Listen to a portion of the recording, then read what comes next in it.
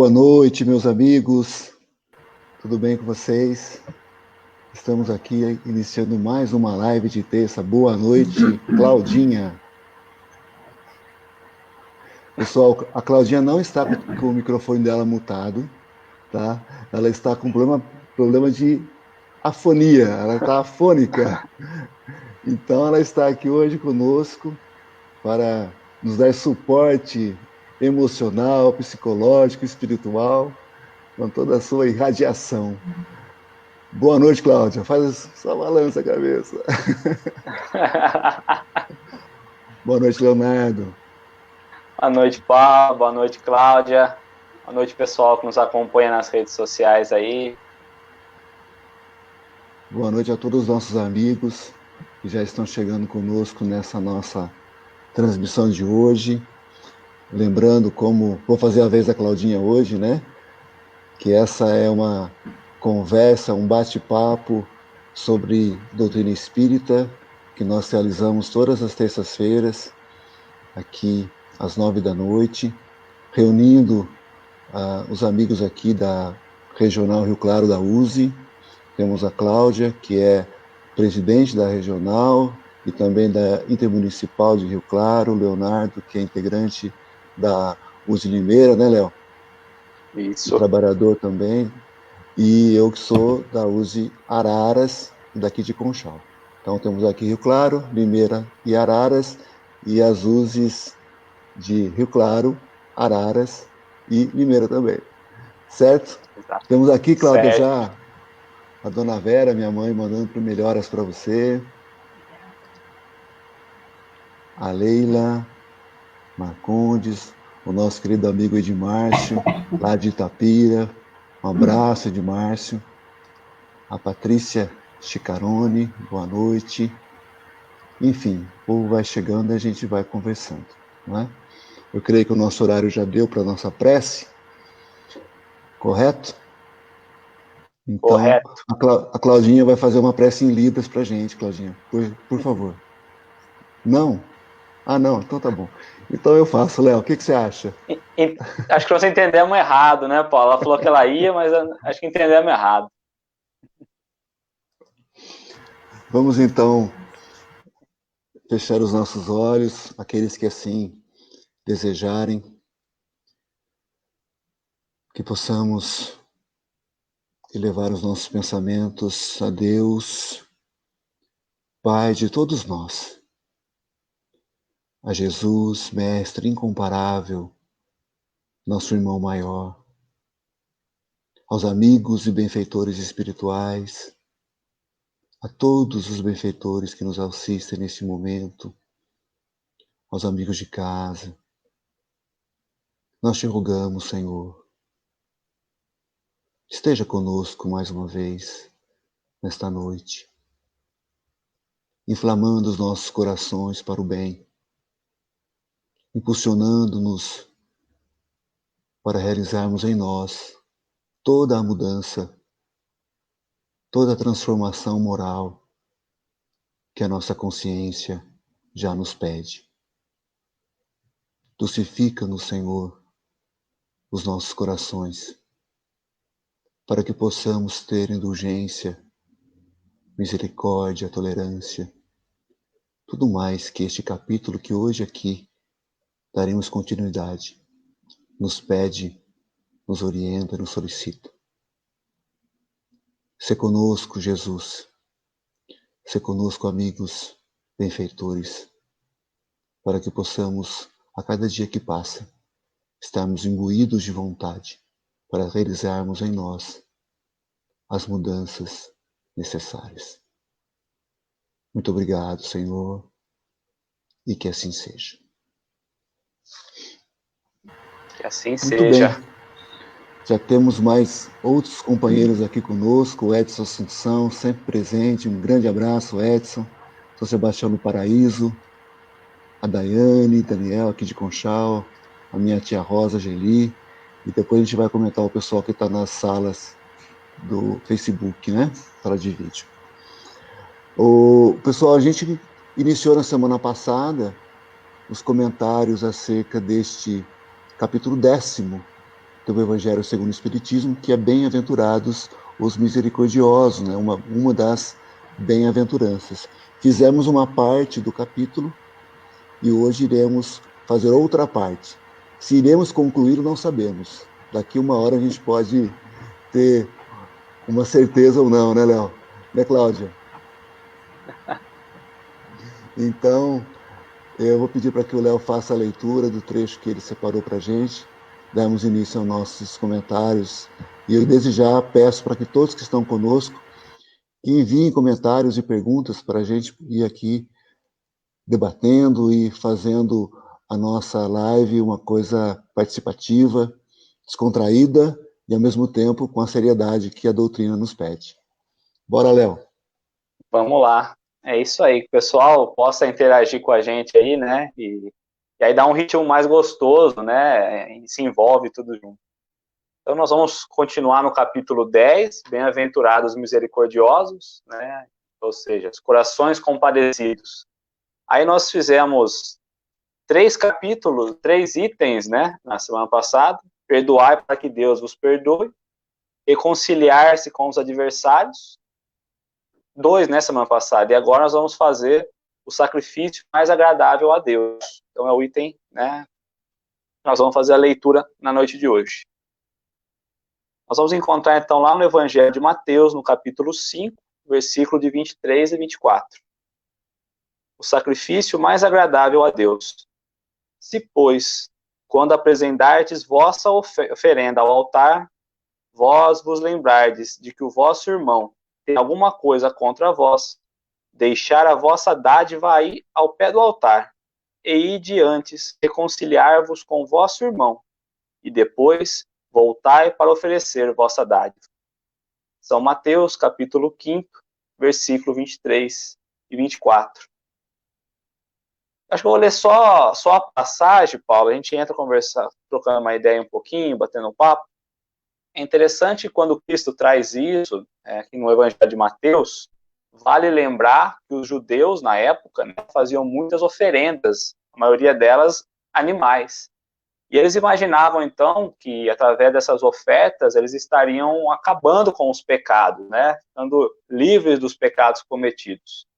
E aí o Cristo vem e fala, né, mas se você não conseguiu se acertar com o seu amigo, com o seu próximo, né, como você pode se apresentar a Deus? Então ele vem trazendo que esse é o sacrifício mais agradável a Deus, como quem diz.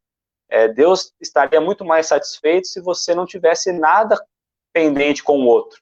Então, se você lembrar que tem algo pendente, vá se entender com o outro primeiro, depois vem fazer a oferenda, né? Que isso é o que menos importa. O que agrada a Deus de fato é que todos nós possamos nos entender como irmãos e que um não tenha nada contra o outro, né? Acho que essa primeira passagem, o Cristo nos coloca muito no nosso lugar de não nos exteriorizar, de olhar para dentro de fato e entender as nossas relações com os outros, não é? Não é isso, Paulo? Claudinha não vai falar mesmo, Claudinha? Que pena. Não tem condição. Ó, tem sim, ó. Tem não. Acho que ela vai cantar pelo menos no final, então, Vai, Léo. ela vai pensar na música. Você colocou muito bem, Léo.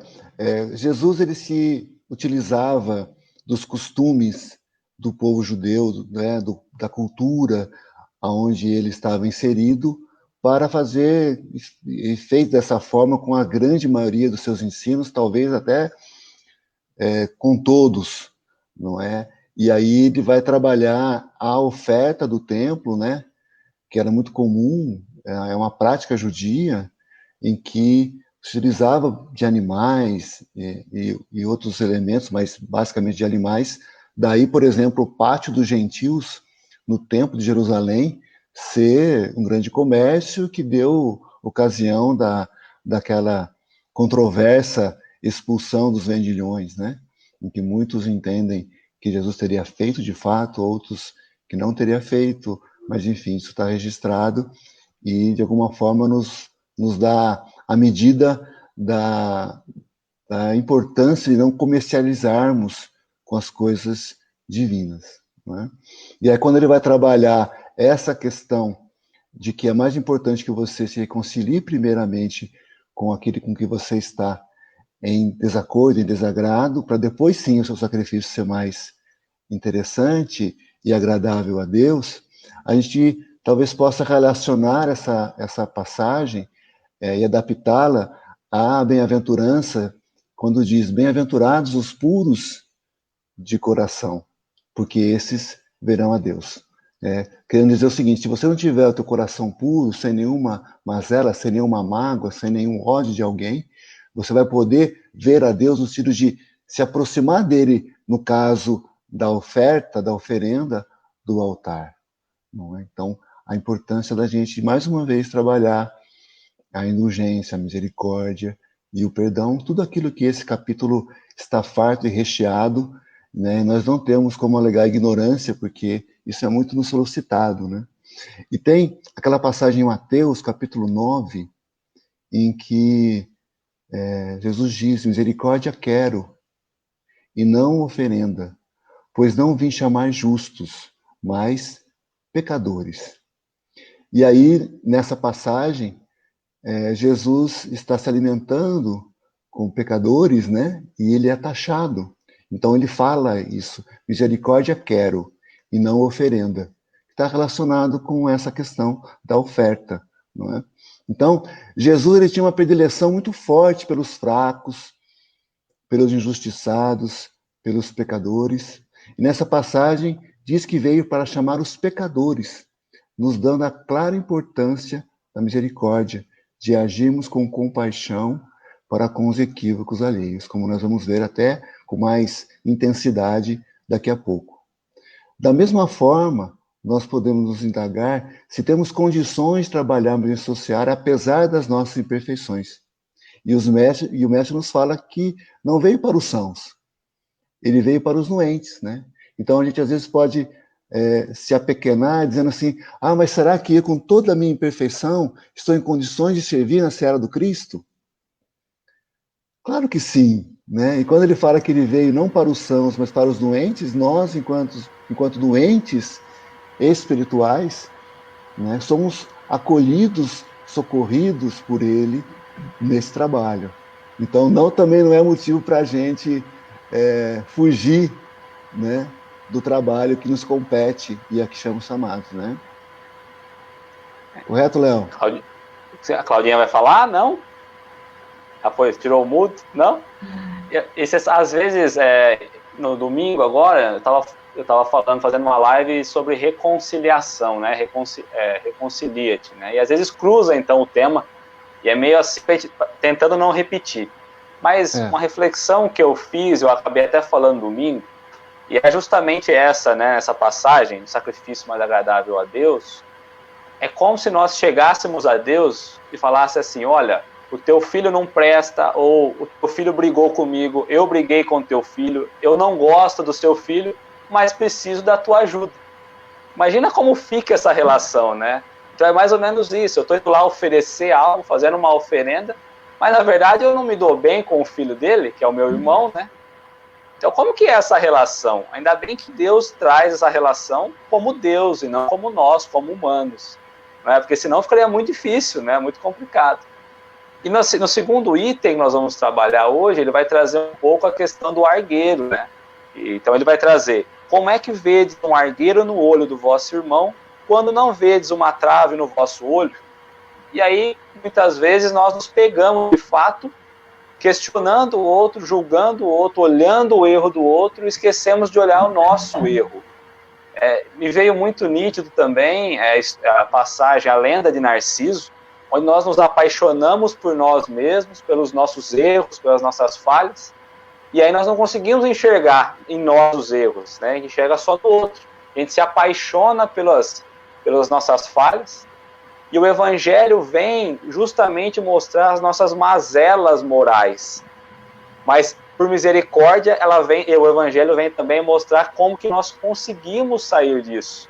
Então, aqui quando ele vai trazer, né, a trave e o argueiro, é isso mesmo: a gente vê um erro insignificante às vezes no outro, e em nós deixamos passar batido muita coisa. E quando ele vem trazer o item anterior, que é justamente a questão do sacrifício mais agradável a Deus, é isso. Porque nós achamos que nós estamos tão bem, tão limpos, que estamos prontos a nos oferecer a Deus, né? Nós estamos livres dos pecados, né, entre aspas, dos pecados. E não é isso, né? Então, como é importante primeiro olhar para as nossas atitudes, para o nosso íntimo, né, para o nosso interior, e aí sim nos apresentar a Deus perdoados, né, e tendo perdoado a todos, que aí sim estaremos de fato fazendo a oferta, né, a oferenda, né. Tem uma pergunta aí da Patrícia. Eu não entendi. Uma pergunta Ah, da Patrícia. Vamos ler a pergunta da Patrícia. Se pensarmos em qualquer época, oferendas e como comprar perdão, por que temos tanta dificuldade de resolver nossos conflitos? Diga aí, Léo. Eu acho que nós temos aí, primeiro passo, nós queremos terceirizar tudo, né? Então a gente acha que o não resolver, nós já estaremos solucionando. Bom, se eu passar por cima disso e não olhar para isso, tá bom, eu passei. Mas o fato é que, a todo momento, o próprio Evangelho nos mostra, olha para as pedras do caminho, né? Aprenda com as pedras do caminho. Então é muito mais fácil eu buscar comprar esse perdão, comprar o pedacinho no reino dos céus, né, no reino de Deus, do que de fato conquistar. É melhor eu ir lá e comprar, ou é melhor eu suar, batalhar e conquistar?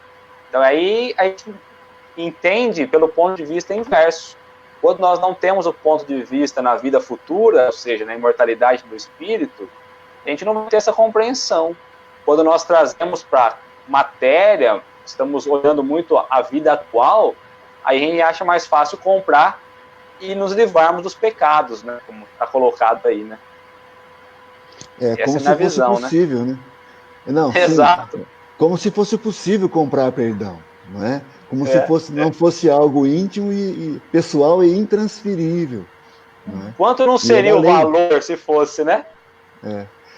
Inclusive, houve uma época na história da humanidade que havia uma tabela, né? E se vendia indulgência. É verdade. Então, existia uma tabela. Isso foi que gerou, inclusive, a revolta, né, protestante. Foi um dos motivos que desencadeou a revolta protestante ao longo da nossa história da humanidade. Então, comprar perdão, comprar indulgência, não é algo tão distante de nós assim. Só que a gente já está em 2020. Não há mais como termos esse tipo de pensamento. Não é? A busca pelo perdão, e no caso a Patrícia ela fala de como resolver conflitos, né? Porque quando a gente trabalha o perdão e a indulgência, a gente sempre tem uma via em que eu posso ser o ofensor, eu posso ser o ofendido. De qualquer forma é conflito, independentemente se eu esteja em qual posição. Como resolver conflitos começa pela primeira bem-aventurança. Ser pobre de espírito, ter humildade. Independentemente de eu ser o certo ou ser o errado, eu buscar a aproximação com quem eu tenho essa animosidade. Não é? Então, se eu sou o errado da história, que eu reconheça o meu erro e vá em busca de resolver a pendência e o conflito. Se o outro é o errado, é muito mais fácil para mim fazer esse movimento e essa aproximação. E da mesma forma, eu devo buscar o entendimento e resolver o conflito. E aí, Patrícia, o Livro dos Espíritos nos fala que em muitos casos o que nos falta é uma coisa muito simples e bem pequenininha, vontade. Bem insignificante, né, colocado lá, né? Uma força quase insignificante, né? O que é algo quase insignificante? É nada. Então, uma vontade muito pequena já nos bastaria para fazermos esses movimentos, né, Léo?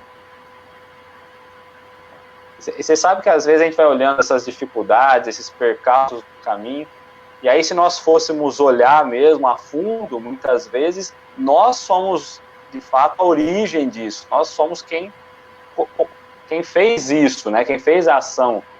Então é muito importante olharmos e refletirmos e sermos sinceros conosco. Porque às vezes é mais fácil transferir para o outro, né, enxergar no outro o defeito ou a falha, do que enxergarmos em nós. Então, às vezes eu não vou perdoar ali porque eu acho que foi uma falta muito grave. Mas talvez nós originamos essa falta e nós nem percebemos. E nós criamos a nossa cortina do ego, né? A cortina do eu, onde eu não consigo ver além. Então, Emmanuel traz a cortina do ego, lembrando aqui, que ele vai dizer, ele vai comparar como se tivéssemos uma cortina na nossa vista mesmo, onde nós não conseguimos enxergar o outro e o outro não consegue enxergar dentro de nós, e nós não percebemos. Então, eu acho que isso cabe muito bem aqui. Quando nós enxergamos no outro, é porque nós fechamos ali a nossa cortina e não permitimos que nada entre e nada saia. A gente não mostra o que de fato somos, né? É a persona, né? Que se sobrepõe ao self, né? Ao ego. Né? A Patrícia, ela faz um complemento aqui, que ela diz assim: hoje vemos as pessoas comprando através da caridade, mostrando nas redes sociais, né? Então a pessoa faz, aí entra aquela outro ensino de Jesus, né? Não saiba a tua mão esquerda o que dá a direita. Mas de fato, Patrícia, muitos se enganam achando que estão agradando a Deus fazendo algo sem se mudar internamente. Nada que é meramente manual, material, mas que não traga o sentimento bem colocado, resolve as nossas questões essenciais. Então, é importante que a gente compreenda isso. Tem um comentário aqui também da minha tia Rosa, que ela diz assim: não quero sentir mágoa de uma pessoa, mas não consigo. Creio que Jesus me entende por não conseguir. Jesus entende. Jesus nos ensinou a perdoar 70 vezes 7. Não vai ser o não conseguir desculpar ou não sentir mágoa que vai nos deixar de mal com ele ou ele de mal conosco, não. Mas ele, ao mesmo tempo, ele deseja que a gente faça esse movimento muito forte, né? Né, Cláudia? Ele espera tudo de nós, né? Sabe que cada um tem o seu tempo, né? E um pensamento que eu tenho muito dentro das minhas atitudes, às vezes a gente fala, poxa, estou certo, estou errado, né? Como conduzir ou como levar tal situação, é que tudo é entre nós e Deus. Então, acho que isso responde muita coisa, né? Então, quando a gente entende tudo que nós estamos fazendo, todas as situações que nós estamos passando, mesmo que difícil, é entre nós e Deus, ou seja, os méritos não são aqui, não são transitórios, é entre nós e Deus. Deus tem essa ligação. E aí, quando nós olhamos, então, na questão do perdoar e tudo mais, quantas vezes Jesus, no dia a dia nosso, se dispõe a nos perdoar das nossas faltas? Então, é lógico que nós temos o nosso tempo, é lógico que ele entende que nós ainda somos pequenos para perdoar muitas vezes, mas por que esperar? Porque nós vamos ter que passar por essa situação. Se nós não resolvermos hoje, nós vamos ter que resolver na vida futura. E aí numa situação muito pior. Então talvez dói, aperta o coração, mas é preciso olhar para dentro mesmo e entender, ter misericórdia do outro e ajudar o outro a crescer, né? O Edson coloca uma pergunta muito interessante. O Edson coloca assim para a gente: por isso entendo como algo importante identificar quais seriam os conflitos, quais os motivos, com quem estamos em conflito, quais as consequências dessas desavenças e daí por diante, uma terapia, e com Jesus melhor ainda, não é? É o autoconhecimento, né? Qual ele está falando, né? Sim. Eu me lembrei nessa questão, para a gente poder ir diluindo essas animosidades, né, como foi citado aqui pela Patrícia dos conflitos, pela Rosa da questão de não conseguir não sentir mágoa, né? Outro dia o Elahá falava sobre isso, da gente trabalhar as visualizações terapêuticas. Inclusive existe na internet visualizações no YouTube do Divaldo Franco, em que você se coloca visualizando a pessoa uma certa distância, depois você vai se aproximando dela, e assim você vai quebrando fluidicamente, espiritualmente, animosidades. Isso vai preparando-nos para um encontro real, né, para um momento em que fisicamente a gente se encontre. Não é? Nós estamos interligados, né, energeticamente, né, então é importante isso, né, com certeza. Fica claro. Eu gostaria de compartilhar. Eu gostaria de compartilhar com vocês que quem não tem condições de pagar uma a doutrina espírita. A doutrina espírita. Quem não tem condições de pagar uma terapia, a doutrina espírita. A doutrina espírita tem muitos caminhos, tem muito estudo sobre a psicologia profunda. E um dos caminhos da Joana de Ângeles. E eu recomendo, eu vou escrever aqui, tem uma playlist de estudos que justamente nesse momento de pandemia, para a gente trabalhar o nosso interior, que tem como título Vai para Dentro, do Maia Fonseca. Qual que é o título? Vai para dentro. Vai para dentro. Eu vou colocar aqui depois, que fica como uma dica para quem quiser trabalhar o autodescobrimento com a ajuda da... É uma playlist, né? É isso que você está falando, é uma playlist que auxilia e ajuda. A doutrina espírita tem vários meios, e dentro desses meios tem um estudo e essa playlist que a Cláudia vai colocar, que é Vai para Dentro. É um convite bem desafiador, né? Eu adorei o título. Importante. Muito bom. Tem da Daiane também aqui, é comentário, né, Cláudia? O pessoal, eu estou gostando muito, viu, Léo? O pessoal está compensando a ausência vocal da Cláudia com os comentários, está muito legal. Semana que vem eu não vou falar nada. A gente vai revezando e o pessoal vai participando. Nós combinamos, né? Lembra? Nós combinamos? Semana que vem é só a Cláudia. A Daiane, nossa amiga que está lá morando em Aguaí, diz assim: olha que lindo, hoje lemos o nosso estudo mediúnico. Quando o amor não sabe dividir-se, a felicidade não consegue multiplicar-se. É um trecho do livro Nos Domínios da Mediunidade, de Chico Xavier, pelo espírito Néio Lúcio. E não tem por que não dividir amor, né? É aquela ideia da vela, né?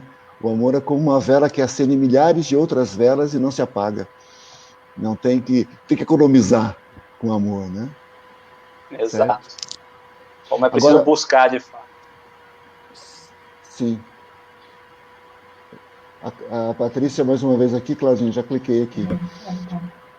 Nossas mágoas são consequência de nossas expectativas. Quando entendemos isso, é libertador. Falamos um pouquinho sobre isso semana passada, né? Expectativa, realidade. A gente cria a expectativa e o outro tem que atender a expectativa. E nem sempre nós combinamos isso com a pessoa, né? É quase nem nunca, na verdade, né? Dificilmente, né? É bem isso mesmo. A gente cria a expectativa, a gente imagina que a pessoa é o que nós queremos que ela seja, ou seja, nós estamos imprimindo na pessoa o que nós gostaríamos que ela fosse. Então não é o que ela é de fato, não é o que o espírito é na essência, é o que nós queremos desenhar nela.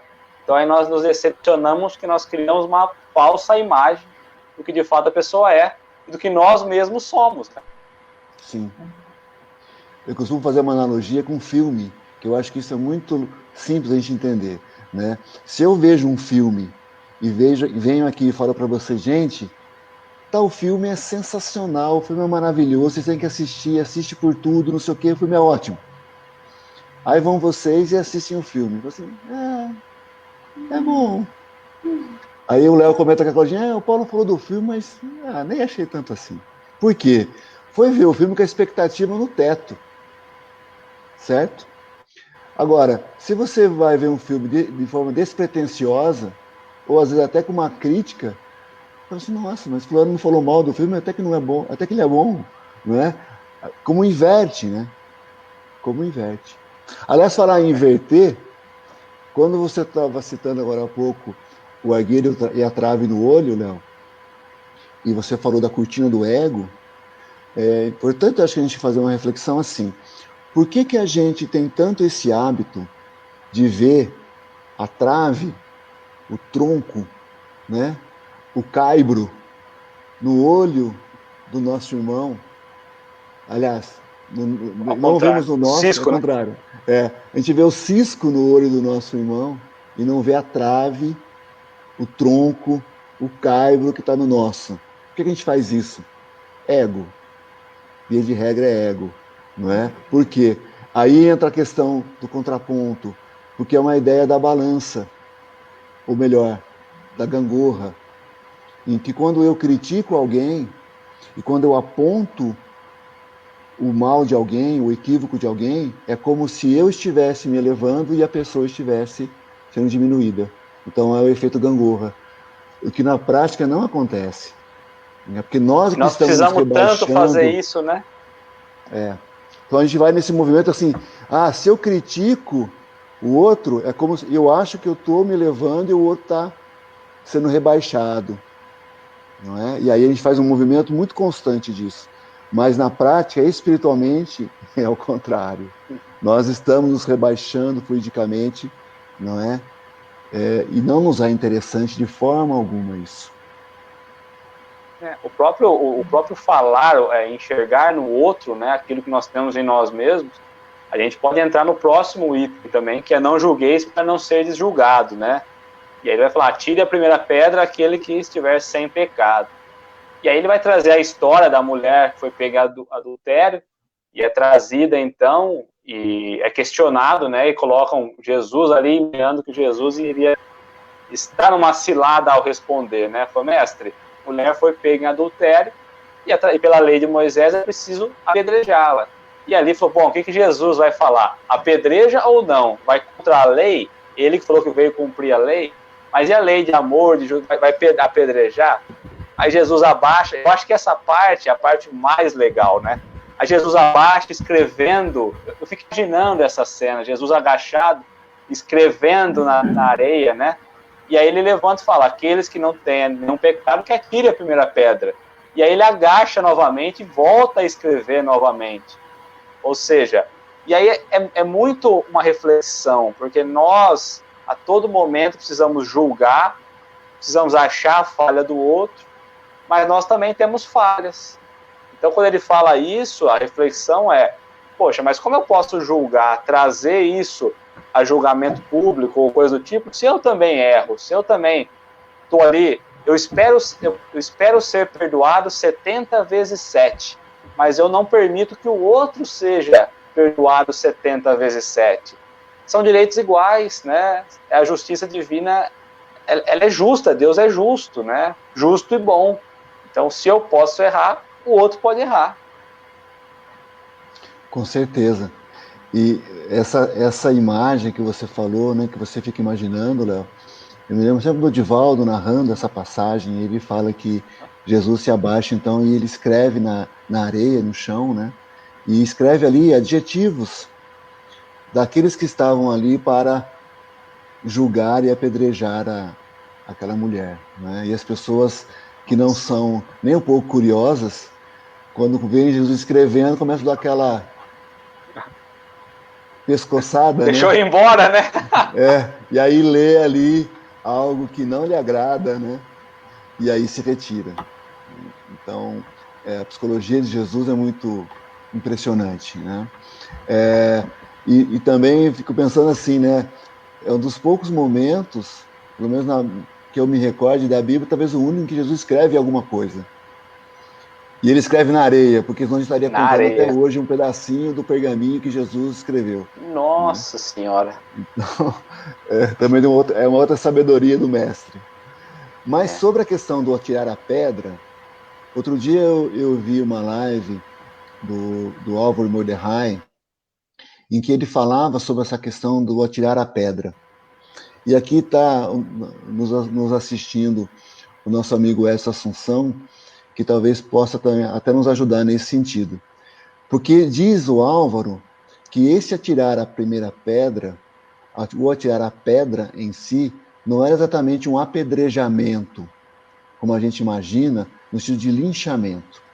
Porque diz ele que no Talmud judaico, quando existia o adultério, ou outra pena qualquer, no julgamento, quem estava participando do julgamento, como se fossem os advogados de acusação ou de absolvição, eles tinham à sua disposição pedrinhas brancas e pedrinhas pretas.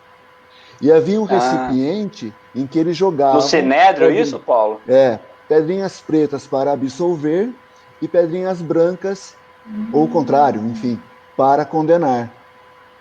E depois, no final da história, contavam-se as pedrinhas que estavam ali nesse vaso, no recipiente, não sei o que seria exatamente, e aí era o julgamento. Entendeu? Então, a ideia é que não era algo para linchar a pessoa, para apedrejar, mas para julgar. Tanto que Kardec, se a gente olhar o texto aí, ele utiliza essa passagem como não julgueis. Não julgueis. Não matareis. Não é não matareis, é não julgueis. Exatamente. Entende? Eu achei muito não julgueis para não serem julgados, exatamente. E qual que era a intenção, segundo ele? Existe a Mishnah. A Mishnah, no termo judaico, é uma tradição oral.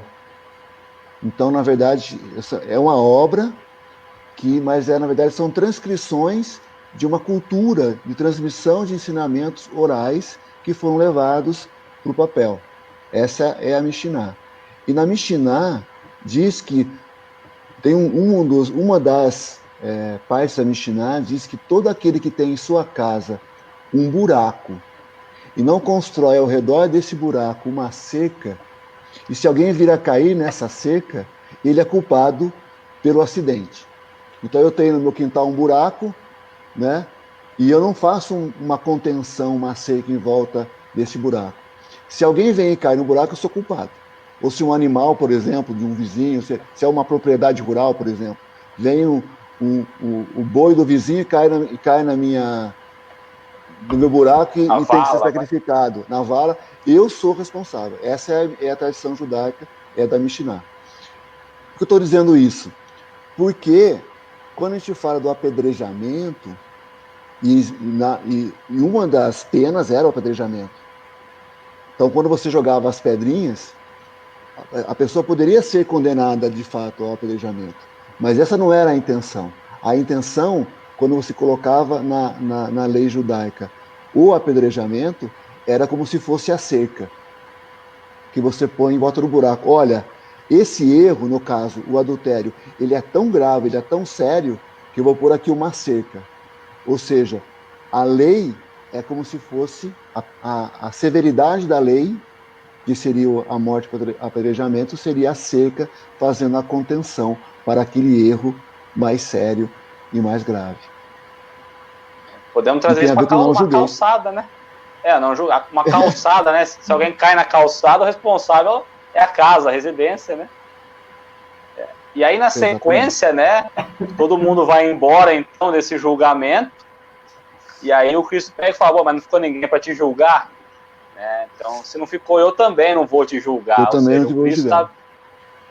Vaza e não peques mais, né? Não voltes a pecar. Trazendo ali que ninguém deve julgar o outro de fato. E aí trazendo a referência de novo, tudo é entre nós e Deus, tudo é entre nós e o Cristo. É Ele quem vai entender as nossas dificuldades, não cabe ao irmão esse julgamento, né? Então acho que é muito isso. Então, e a gente julga todo momento que a gente quer sair melhor da situação. E a gente vai julgando, vai julgando. Então é muito complexo. E quando o Cristo traz essa passagem, eu acho que nos dá um chacoalhão, e eu acho que é isso mesmo, é refletir. Qual de nós ficaríamos ali para julgar? Nos dias de hoje ainda, né? Então, acho que ninguém. Iremos embora todos. Sim.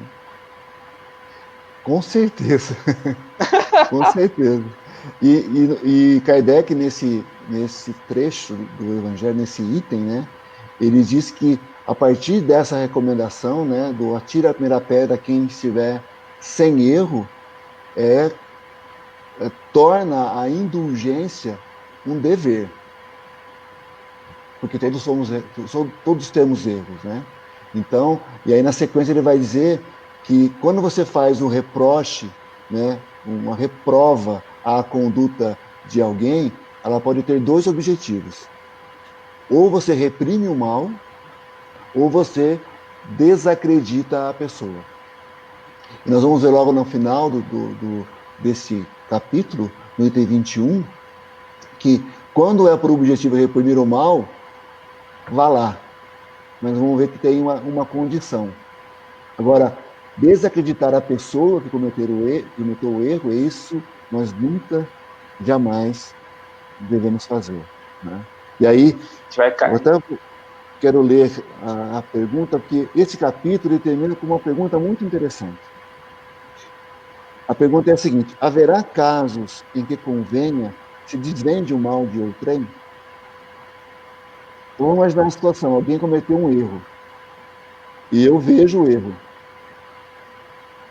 Algumas pessoas não viram, não ficaram sabendo. O que eu faço?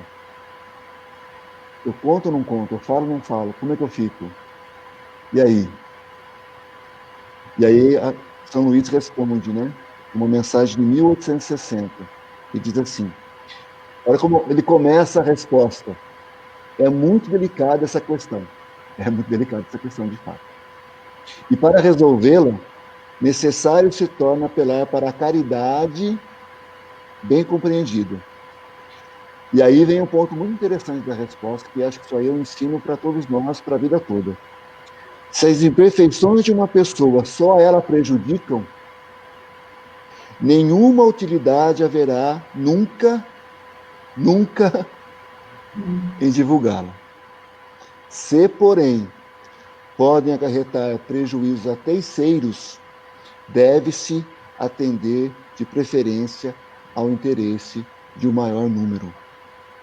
Segundo as circunstâncias, desmascarar a hipocrisia e a mentira pode constituir um dever, pois mais vale caia um homem do que virem muitos a ser suas vítimas.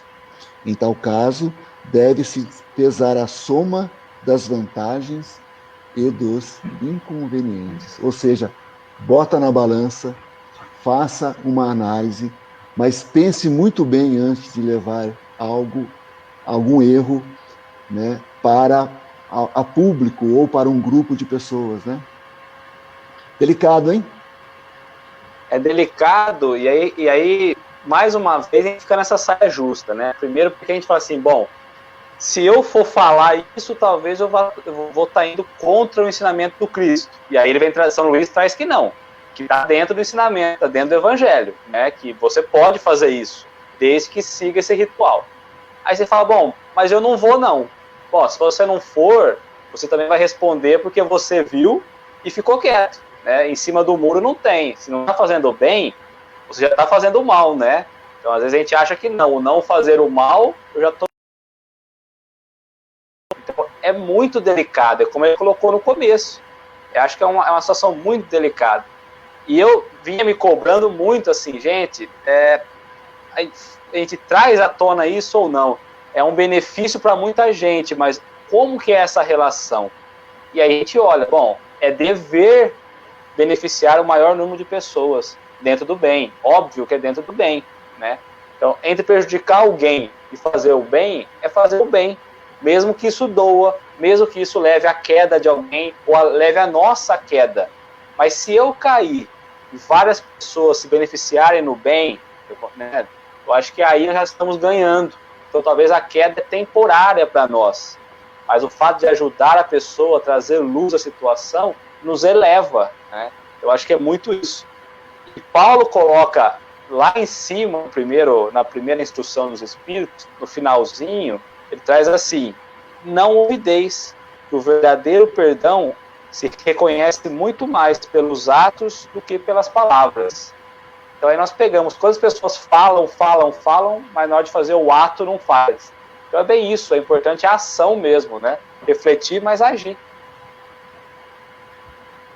Olha, a minha tia Rosa aqui, ela pergunta, isso é omissão? É. É interessante a gente observar e refletir sobre isso, porque, assim, tem uma outra colocação. Quando a pessoa, aqui a resposta de São Luís, ele se refere a quando a pessoa está se prejudicando. Existe um outro detalhe que é quando a pessoa prejudica apenas a mim. Então, imagina, nós temos um grupo no trabalho de 20 pessoas, por exemplo. E a pessoa veio e me roubou R$20. Eu vi, tinha R$20 ali dando sopa, era meu, e por uma circunstância a pessoa levou R$20 meu. Numa situação dessa, eu posso até ficar quieto, né? Relevo, tal, e passa batido. Agora, se a partir daquele dia eu observo que ela está roubando os demais também, e a própria empresa, aí eu não posso me calar. Aí vira a omissão da pergunta da Rosa. Não é? Porque aí eu estou sendo omisso e é um dever que eu informe isso. Né? E assim, com relação a tantas outras situações. Estou pegando aqui um exemplo muito tosco, muito bobo, não é? Mas para ilustrar que na prática nós temos que ter esse olhar. O erro que a pessoa está cometendo, o deslize dela, prejudica a quem? A ela apenas? A ela e a mim? Mas tem um detalhe, né, gente, que a gente pode estar esquecendo. A gente vai estar julgando o ato da outra pessoa com o nosso olhar. Nem sempre o nosso olhar é correto. Sim. Então a gente tem que olhar para esse. O que a gente está vendo do outro é realmente um erro, que às vezes pode não ser.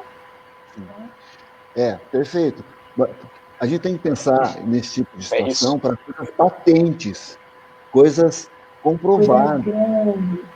Não pode ser uma suposição, eu acho que, né? Porque senão, eu suponho que, não, tem que ser pau, pedra, como um juiz, né? Vamos levar o não julgueis para a questão jurídica. Né? De novo tem o Edson aqui para nos ajudar, se for o caso. Né? Como que um juiz vai seguir à risca ou ao pé da letra essa recomendação de Jesus, não julgueis? Não tinha justiça. A pessoa ia errar, não posso julgar. E se eu julgar, não. Ele se baseia em provas, em elementos confiáveis, para aí sim dar a sua sentença. Da mesma forma, a gente no nosso nível pessoal. Né, Cláudia? Acho que é isso que tu quer dizer, correto? Isso. É porque muitas vezes a gente não tem esse olhar. A gente tem um olhar ainda do orgulho, que é ainda muito grande dentro de nós, então a gente gosta de julgar o outro, gosta de enxergar o problema como se fosse do outro, e às vezes o problema está na gente mesmo, né? Eu não sei se vocês já ouviram aquela fala, né? O Simão Pedro que fala muito, ele conta uma história, depois no final ele fala que quando Pedro fala de João, você conhece mais Pedro do que João. Porque quando a gente julga muito o outro, a gente está falando da gente, né? Não do outro. A boca fala do teu coração está cheio, né? Exatamente. A Cláudia falou assim, quando Pedro fala de João, você conhece mais de Pedro do que de João. Por causa dessa... A verbalização fala muito da gente. Fala muito de nós. A gente pode até mascarar, né, Léo? Pode até disfarçar, mas uma hora a máscara cai. Diga, Léo. Entre nós e Deus também, né? Deus sabe a essência nossa, né? Mas aí, voltando ao título, né, do capítulo, bem-aventurados os misericordiosos, que receberão misericórdia, né? Então, é de fato isso, possamos ser misericordiosos com os outros, a fim de receber essa misericórdia de Deus também. Aí muda tudo, né? Sim. Olha o Edson, veio o nosso socorro aqui. Mas mesmo eles, ele deve estar falando do juízo, né, Edson? Infelizmente, ainda deixam a emoção falar alto em seus julgamentos, onde acontecem os diversos erros e a necessidade dos recursos na justiça humana. Perfeitamente. É isso mesmo. E outra coisa do não julgueis, né, que tem a ver com o que você estava dizendo, Cláudia, eu acredito que sim, é que o quanto que a gente conhece da pessoa quando a gente julga. Então, Vamos pensar só nessa encarnação, né? Nesta encarnação, a gente não se conhece. Como que eu quero me dar a pretensão de conhecer o outro? Agora vamos transcender esta encarnação. Vamos pensar nas encarnações, em todo o histórico milenar da pessoa. O que é que está no seu consciente? O que está no seu inconsciente? O que ela trouxe para essa roupagem terrena? E o que é que ficou no plano espiritual armazenado, né? Vamos lembrar da casa mental, lá do livro No Mundo Maior, né? Então, o que a gente conhece de verdade de qualquer um para julgar? Nada. Então, é muito complicado mesmo. Então, não julgueis, é um dever. Né? E quando ele vai falar da indulgência, ele tem um trecho que eu acho perfeito, que fala assim: sede, pois, severos para convosco e indulgentes para as imperfeições alheias. A gente faz tudo ao contrário. Nós somos indulgentes para conosco e severos para com as imperfeições alheias. Né? Para com os meus erros, eu tenho 1 milhão de justificativas. Não, mas eu fiz porque quando eu reconheço que eu fiz, o que já é raro, quando eu reconheço que eu errei, eu ainda vou ficar assim, dourando a pílula com um monte de justificativa. Não, mas foi porque fulano fez, porque não sei quem falou, porque não sei o quê, porque desde a minha infância, tudo começou quando eu nasci, né?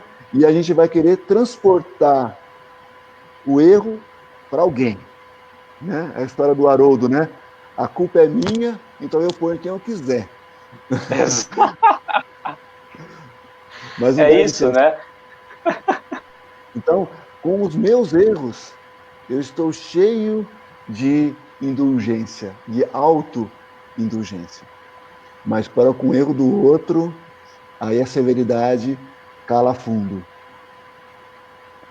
E por que nós sempre buscamos o mal do outro, né? Porque o outro tem o bem e o mal, tem atitudes boas, mas a gente prefere buscar o mal e esquece o bem. Então, se às vezes ao julgar nós olhássemos para aquela pessoa e reconhecêssemos como espírito, entendêssemos o que de bom essa pessoa tem, porque todo mundo tem algo de bom. Talvez a gente conseguiria mudar isso, né? Mas nós não conseguimos. É o que você fala, né? O erro é meu, eu falo, põe o que quiser mesmo. É o que Haroldo falou mesmo. Então, somos muito gentios conosco e pouco gentios com o outro, né? Muito severo com o outro, é isso mesmo. Essa é do Haroldo, eu acho ótimo, porque a gente adora isso, né? Nós adoramos transferir responsabilidade, né? E isso que você falou agora, Léo, eu acho de uma importância, porque como que nós temos um olhar sempre muito negativo para as coisas e para as pessoas, né? E o Chico foi um exemplo magnífico disso, né? O Chico, quando alguém chegava criticando alguém, ele tinha sempre a capacidade de buscar um ponto positivo da pessoa, fazer um elogio, né? E isso quebra resistências, né? Mas o comentário aqui da Mente Rosa, o pior ainda é julgar e espalhar, pior do que eu julgo ainda contra todo mundo. Né? Joga no ventilador. Olha, eu julguei, sentenciei e a minha sentença foi essa, porque o erro foi aquele. Né? É a nossa atitude. Então, nós temos uma tendência fortíssima em buscar o defeito, em buscar o erro. Não é? Isso é, infelizmente, uma característica nossa da humanidade terrestre. Mas assim como a pandemia vai passar, né? Vai. Demora, mas passa. A gente tem que lembrar também que quando a gente afirma alguma coisa julgando, a gente tem que lembrar que uma hora a gente é ator, uma hora a gente está escritor, um outro momento a gente está espectador. Então, em cada situação, a gente é um pouco de cada personagem. Por isso que a gente também não deve julgar, né? Porque hoje a gente está julgando, amanhã a gente é julgado.